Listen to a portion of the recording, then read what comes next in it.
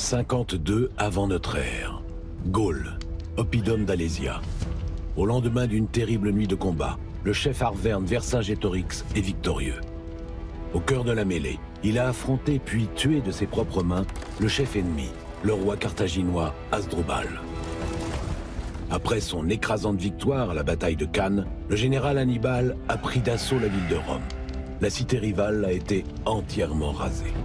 À Carthage, profitant de son grand prestige militaire et de son immense fortune de guerre, Hannibal a confisqué le pouvoir et s'est fait proclamer roi. Au cours du siècle suivant, les armées carthaginoises ont conquis le reste de la Méditerranée occidentale, allant même jusqu'à s'aventurer en Gaule. Mais tout ceci n'est jamais arrivé. En 216 avant Jésus-Christ, un petit grain de sable va décider autrement de l'issue du conflit opposant Rome à Carthage. Notre histoire n'est qu'une suite d'événements incroyables. Chacun de nous peut en influencer le cours. De la naissance d'un grand empire millénaire à la fin d'une civilisation florissante, du génie créatif d'une poignée d'hommes à une révolution culturelle planétaire.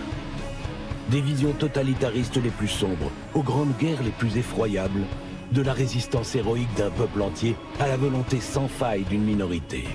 La plus infime de nos décisions peut influencer l'avenir de l'humanité. Connaître le passé, c'est anticiper l'avenir.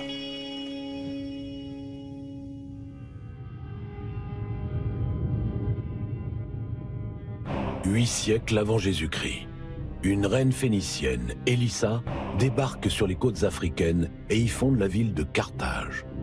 6 siècles plus tard, le Carthaginois Hannibal Barca envahit l'Italie et inflige aux légions romaines la pire défaite de leur histoire militaire. En moins 146, finalement vaincue par les armées de Rome, la cité de Carthage, livrée aux flammes et au pillage, est intégralement rasée. Ces 3 événements, intimement liés, sont des moments clés de l'ère carthaginoise. Ils ont abouti à sa destruction par sa grande rivale, la République romaine. Afrique du Nord, 8 siècles avant Jésus-Christ. La reine phénicienne Élissa, contrainte de fuir sa cité natale de Tyr sur la côte libanaise, a fini par toucher terre, ici, de l'autre côté de la Méditerranée. Elle vient de demander au chef local une terre pour s'installer, elle et son peuple. Selon la légende, il lui a promis un territoire aussi grand que pourrait en contenir la peau d'un bœuf. La reine l'a alors découpé en fines lanières, dont elle a entouré un terrain suffisamment grand pour y installer une cité. Diplomatie et négociation, 2 piliers fondamentaux pour cet embryon de ville, amené à devenir l'une des plus formidables puissances de l'Antiquité, Carthage. Les Phéniciens ont incontestablement été les plus grands marins de l'Antiquité. Ils ne connaissaient pourtant pas encore la boussole, mais savaient s'orienter même de nuit grâce aux étoiles. À la fin du 2e millénaire avant notre ère, ils commencent à se tourner vers le commerce maritime et fondent des comptoirs et des colonies sur le littoral méditerranéen. Chaque nouvelle colonie est indépendante, mais toutes sont liées par une culture commune, même langue, même croyance. Carthage, qui signifie « ville neuve », est l'une de ces colonies. Son développement s'appuie dès les origines sur les échanges commerciaux, puis sur l'agriculture et l'artisanat. Située sur une presqu'île étroitement reliée à la terre ferme, comme beaucoup de cités phéniciennes, la ville étend rapidement sa zone d'influence de l'Espagne à Chypre. Elle devient un véritable empire maritime, une confédération économique. À la tête de la ville, pas de roi ni de tyran, mais 2 hauts fonctionnaires, les suffètes, élus pour une durée déterminée par un sénat et contrôlés par une assemblée populaire.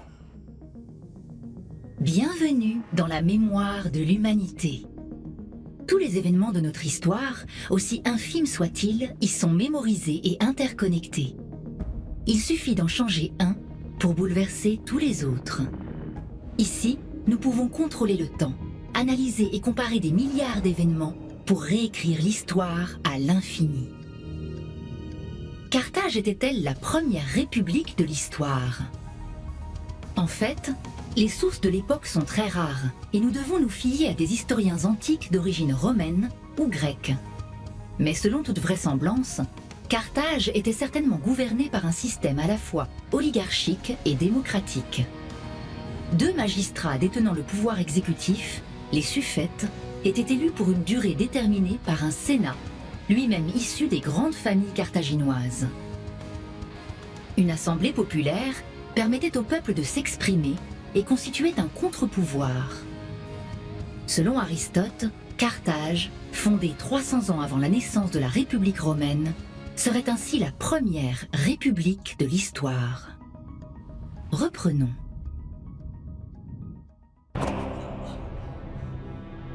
À la suite d'une dispute, Rémus vient d'être tué par son frère jumeau, Romulus.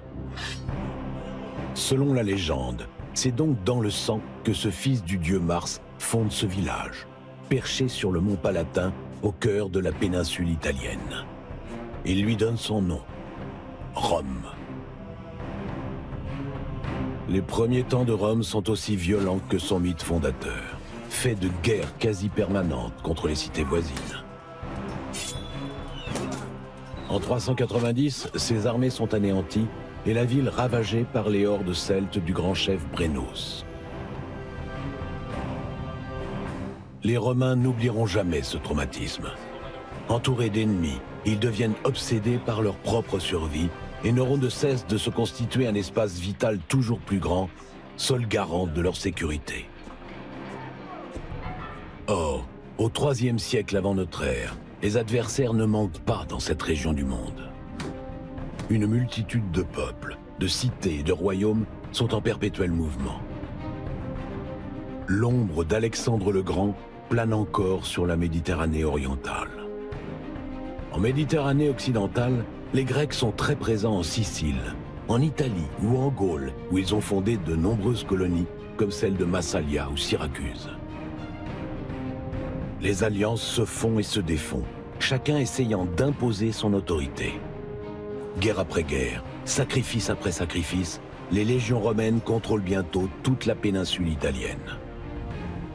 En 264 avant notre ère, elle n'est encore qu'une puissance régionale, mais elle s'est forgée une combativité à toute épreuve. Ces légions de soldats citoyens sont dévoués et prêtes à se battre jusqu'à la mort pour la patrie. Pendant plusieurs siècles, Carthage et Rome se développent chacune de leur côté. La première est une confédération maritime ancrée en Afrique, la seconde une puissance continentale tournée vers les terres. Les deux cités ont même déjà conclu plusieurs accords commerciaux. Mais Rome a pris le goût de la conquête et du pouvoir. L'Italie conquise et sous contrôle, les nouvelles menaces ne peuvent venir que de la Gaule au nord ou de la Sicile au sud en vue des côtes italiennes. Or, la Sicile, cette île stratégique située au carrefour des routes maritimes, est presque entièrement sous domination carthaginoise. Les deux puissances sont maintenant face à face, simplement séparées par un détroit d'à peine quelques kilomètres de large. La Méditerranée est entourée de terres et parsemée d'îles. Qui veut la contrôler doit posséder une grande flotte de guerre. Au IIIe siècle avant notre ère, le plus puissant navire de combat est incontestablement la Quinquérème, galère antique caractérisée par 5 rangées de rameurs, d'où son nom. Ces 300 rameurs, 2 fois plus que sur une galère classique, apportent la puissance nécessaire pour foncer sur les navires ennemis et les percuter de plein fouet. Le rostre, sorte de bélier en bronze situé à la proue, fracasse alors la coque adverse et provoque le naufrage. Les Romains, nettement plus à l'aise sur terre que sur mer, vont développer une autre tactique. Le corbeau, une passerelle amovible en bois munie d'un pieu en fer, a été conçu pour se rabattre violemment sur les navires ennemis et permettre l'abordage suivi d'un combat au corps à corps dans lequel excellaient les légionnaires. Les Romains ont trouvé le moyen de transformer le combat naval en combat terrestre. De quoi rééquilibrer la balance des forces. 260, au large de Mylae. La flotte romaine vient de vaincre celle de Carthage. C'est le choc. L'une des plus grandes marines de guerre de toute la Méditerranée vient d'être écrasée sur son propre terrain. La première grande victoire navale de l'histoire militaire romaine, mais pas la dernière de cette terrible guerre que se livrent depuis 4 ans les deux cités rivales. Dès 264, les légions ont débarqué en Sicile. Depuis, les sièges se succèdent, chaque camp marquant tour à tour des points. Conscient que le conflit se jouerait sur la maîtrise des mers, le Sénat romain a voté pour la construction d'une grande flotte sur le modèle carthaginois et a massivement recruté des marins grecs du sud de l'Italie. De son côté, Carthage a engagé en masse des mercenaires. Et en Sicile, les troupes du brillant général Hamilcar Barca parviennent à déjouer la puissance des légions. Le conflit s'enlise. Les morts ne se comptent bientôt plus qu'en milliers. Deux superpuissances sont en train de jeter toutes leurs forces dans un combat de titans. Au large d'Ecnome, la flotte romaine est une nouvelle fois victorieuse et débarque des troupes en Afrique. La route de Carthage est grande ouverte. Carthage contre-attaque et expédie en Sicile 200 galères et une centaine d'éléphants de guerre. À Drépane, la flotte carthaginoise inflige un terrible revers aux galères romaines. Carthage règne à nouveau sur les mers, mais doit bientôt faire face à une insurrection des tribus numides. Contraint d'y consacrer une grande partie de ses forces, elle ne peut pas exploiter ses victoires. À Rome, le gouffre financier des dernières défaites permet aux partis hostiles à la guerre de bloquer toute nouvelle dépense militaire. De son côté, exsangue, Carthage tente d'obtenir un crédit auprès de l'Égypte. Le commerce, moteur de l'économie carthaginoise, est au point mort. La guerre coûte cher. Voyant la situation bloquée, les Romains ont recours à un emprunt privé. À leurs frais, de riches citoyens équipent une ultime flotte de combat. Il faut en finir. 241, au large des îles Égates. L'affrontement, à l'image de la guerre, est colossal. La victoire romaine écrasante. Pour le Sénat carthaginois, dominé par de grandes familles marchandes, c'est la défaite de trop. Pour eux, l'heure n'est plus à l'option militaire, mais à la négociation. Mercenaires ou citoyens? La guerre coûte cher et elle est hasardeuse. Le Sénat carthaginois choisit de sortir de ce conflit par l'argent et la diplomatie.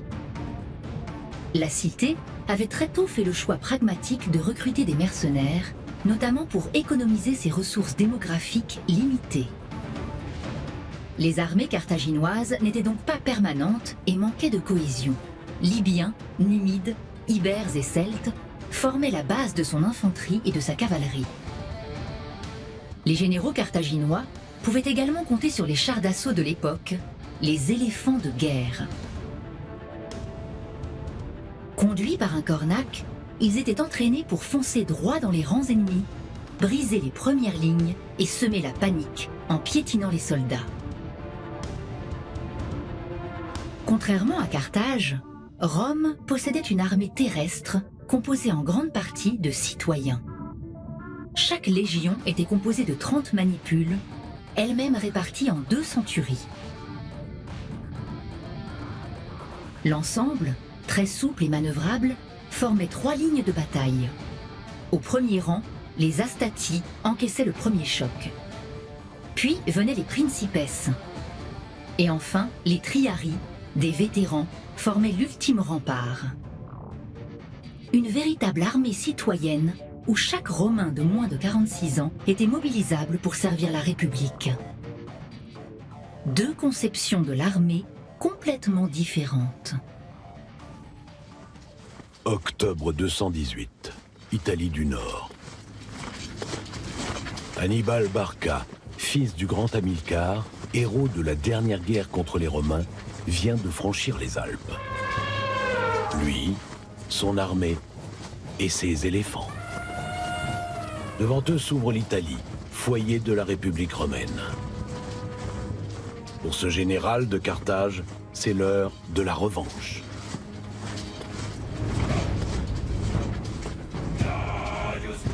À l'issue de la guerre précédente, Carthage a été contrainte de céder la Sicile et de nombreuses îles en plus du versement d'une forte indemnité. S'en sont suivies 23 années de paix armée, durant lesquelles Rome s'est emparée de la Sardaigne.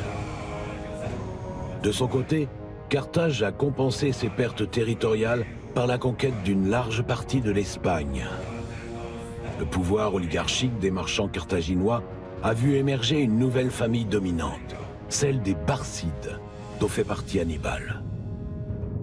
Profondément dévoué à sa cité, le jeune Carthaginois a vécu les heures sombres des terribles mutineries de mercenaires.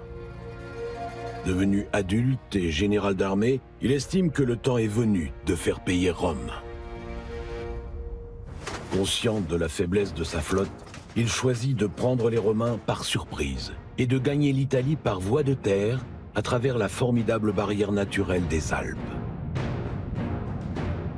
Son objectif est de provoquer le soulèvement des peuples alliés de Rome et de vaincre les légions romaines.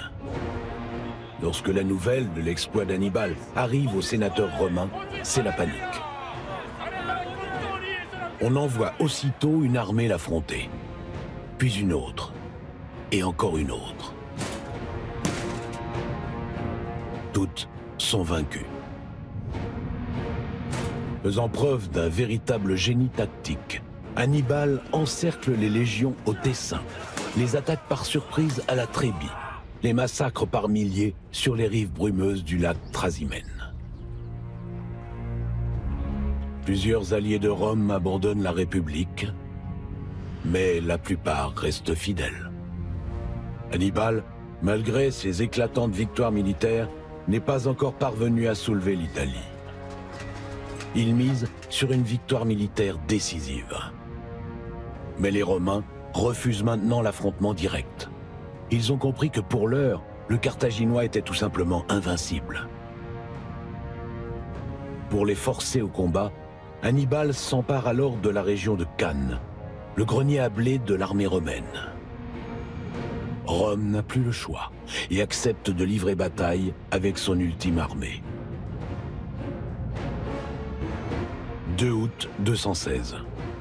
Les 50 000 mercenaires d'Hannibal font face aux 80 000 légionnaires romains qui se jettent, tête baissée, dans le piège du général carthaginois.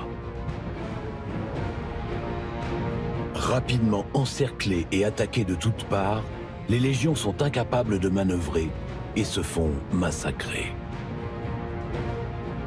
Au soir de la bataille, elles comptent plus de 45 000 morts. Hannibal est aux portes de Rome.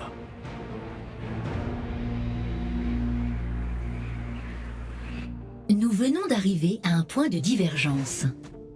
Un point de divergence est un événement clé, un carrefour dans notre histoire où notre monde peut basculer d'un côté ou de l'autre. Hannibal vient de terrasser les armées romaines. Il n'a plus qu'à marcher sur Rome, prendre la ville et tuer dans l'œuf les ambitions romaines. S'il l'avait fait, nous vivrions aujourd'hui dans un monde qui n'aurait jamais connu l'Empire romain. Les conséquences, immenses et multiples, auraient changé du tout au tout le visage du monde. De l'Empire, l'Occident a hérité du droit romain et de la propriété, de l'art et de la culture latine et grecque, mais aussi de la religion chrétienne, qui a rayonné à travers l'Europe grâce à lui. Carthage aurait peut-être étendu son influence jusqu'en Gaule. Les Européens d'aujourd'hui seraient alors profondément imprégnés de culture carthaginoise et parleraient peut-être une langue sémitique proche de l'arabe. Mais arrivé aux portes de Rome, Hannibal semble hésiter. Ses troupes sont épuisées et il manque de matériel de siège. Le Carthaginois renonce à assiéger Rome et occupe le sud de l'Italie. Il pense la reddition des Romains inévitable et proche. Mais à l'abri de ces solides murailles, le peuple romain va en décider autrement. 202 avant notre ère, plaine de Zama, Afrique du Nord. Hannibal vient d'être rappelé d'urgence d'Italie. Les troupes romaines du général Scipion ont débarqué en Afrique, se sont alliés au prince numide Massinissa et menacent de prendre Carthage. Quelle ironie! Après avoir menacé la capitale romaine des années plus tôt, il a vu sa stratégie d'isolement complètement échouer. L'Italie est restée fidèle à Rome, et aujourd'hui, il est contraint de voler au secours de Carthage. Les éléphants carthaginois foncent droit sur les légions du général Scipion. Mais le stratège romain a anticipé l'attaque et a ordonné à ses troupes de laisser passer les mastodontes pour mieux les encercler et les exterminer. La mêlée tourne rapidement à l'avantage des soldats de Rome. Hannibal est battu. La guerre est perdue. La cité doit livrer toute sa flotte, ses éléphants de guerre, et céder l'Espagne. Elle n'est plus que l'ombre d'elle-même. Carthage est à terre, mais toujours vivante. Privée de tout rôle politique et militaire, elle relance son commerce et redresse la situation économique en quelques années. La ville s'enrichit à nouveau. Au bout de 10 ans à peine, elle propose à Rome de régler ses dettes de guerre en avance. Au Sénat, le spectre d'un redressement militaire de Carthage hante de nouveau les sénateurs. Caton, l'un des plus virulents, ponctue tous ses discours par la phrase « Carthago delenda est ». Carthage doit être détruite. Et les Romains ne vont pas tarder à trouver un prétexte. Contrainte de se défendre contre une agression du royaume numide, Carthage a dû se réarmer. Il n'en fallait pas plus. En 146 avant notre ère, au terme d'un long siège de 3 ans, se joue le dernier acte de cette guerre séculaire. Les troupes romaines pénètrent en force dans la cité en feu. Le combat, maison par maison, est sans pitié. Les rues sont jonchées de cadavres. Les Carthaginois, acculés, savent qu'ils se battent pour leur survie. En vain. Pendant 6 jours et 6 nuits, la cité est livrée aux flammes et au pillage. Les survivants sont réduits en esclavage. Le sol est déclaré sacère, maudit. Interdiction est faite à quiconque de venir s'y installer. Carthage a bel et bien été détruite. Dans la même année, les légions soumettent définitivement la Grèce. L'emprise de Rome s'étend bientôt à toute la Méditerranée. Mais cette expansion et cet afflux de richesses sont sur le point de bouleverser l'équilibre de la cité-État primitive. De graves crises vont bientôt se déclencher, suivies d'une terrible guerre civile qui aboutira à la fin de la République romaine et à l'avènement de l'Empire. Mais ceci est une autre histoire. Malheur aux vaincus. Durant l'Antiquité, il était d'usage de piller les cités prises à l'ennemi. La prise de Carthage a été une tragédie et un spectacle effroyable. Sa population a été asservie ou exterminée, ses archives sont parties en fumée, sa magnifique bibliothèque a été dévastée. Si bien qu'après une existence de 650 ans, on ne connaît presque rien de la cité. Comme si elle avait disparu de l'histoire. Elle ne subsistera qu'à travers sa langue et sa culture qui survécurent dans ses anciennes colonies. La succession des 3 guerres qui ont amené à sa destruction sont aujourd'hui connues sous le nom « guerre punique ». L'expression punique est latine et non carthaginoise. Ce fait même est révélateur que ce sont les vainqueurs qui font l'histoire. Rome, elle, a survécu à ce siècle de guerre.